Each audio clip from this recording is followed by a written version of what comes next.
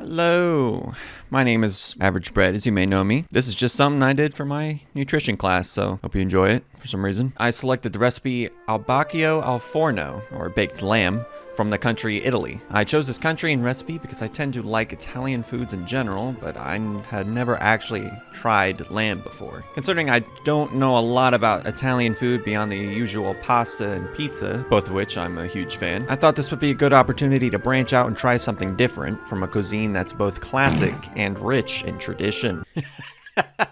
I was curious how lamb would taste and how it fits into Italy's culture, especially since it's not something that you see a lot on American dinner tables. As for some facts I found out about Italy's food and beverage culture, I discovered that they have over 300 different variants of pasta, all different shapes and sizes. There isn't even a set number of forms of pasta because more and more are created regularly, however often that may be. These hundreds of variations can be grouped into 4 general categories though. There's the longer noodles like angel hair, fettuccine, or spaghetti, my personal favorite. There are the shorter noodles, or macaroni, like penne or fusilli, my personal favorite. There's a pasta built for soups, and those include noodles like orzo or ditali. Then there's the noodles that are made to be stuffed, like ravioli or tortellini. Another interesting tidbit is that in restaurants in Italy, it's common that the waiter will not bring the check until it's requested. Occasionally that includes not even clearing the table of empty plates. This means that the diners have as much time as they need to clean their plates or to fellowship. Honestly, this sounds much more personable since in American restaurants, the waiters usually check up on you like every 5 or 10 minutes. And with them breathing down your neck like that, it always makes you feel like you should just pay and get out of there. However, in Italy, it's considered very rude to rush someone through a meal. It seems that food in Italy is not just a need, but an everyday experience. One more interesting cultural note is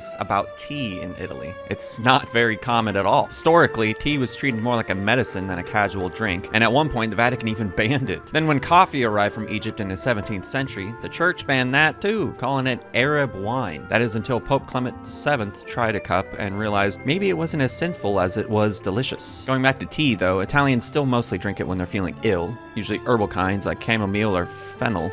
Even when you order tea at a cafe, it's not unusual for the waiter to ask if you're feeling okay. Most homes don't even have a teapot. Instead, water gets boiled in a saucepan. In Italy, they drink tea like medicine and coffee like water. Albacchio al forno is a traditionally Roman dish that's typically served in the spring. While it can be made any time, springtime seems to be its seasonal spotlight. It's considered a simple favorite, but there are many variations. Some recipes use red wine instead of white, some switch the herbs up, and others add onions or other vegetables. That kind of flexibility is part of what makes a dish feel special to Italian cooking. It's not just about following a strict recipe, but making something that tastes good with what's available or preferred. Compared to how we might prepare lamb in the US, usually with heavy seasoning or grilled, this Italian version is much more rustic and homey, baked in the oven and shared as a comforting meal. I modified the recipe to replace white wine with low-sodium chicken broth and a teaspoon of lemon juice to add the missing acidity that white wine would offer. I made this change for religious reasons, and it wouldn't really have been feasible for me to purchase a single bottle of wine to only use for one meal. Since chicken broth can be high in sodium, I used a little less salt in meal preparation. I also adjusted the bake time and the amount of ingredients to make about 3 servings instead of 12, as well as reduce the amount of olive oil to half since the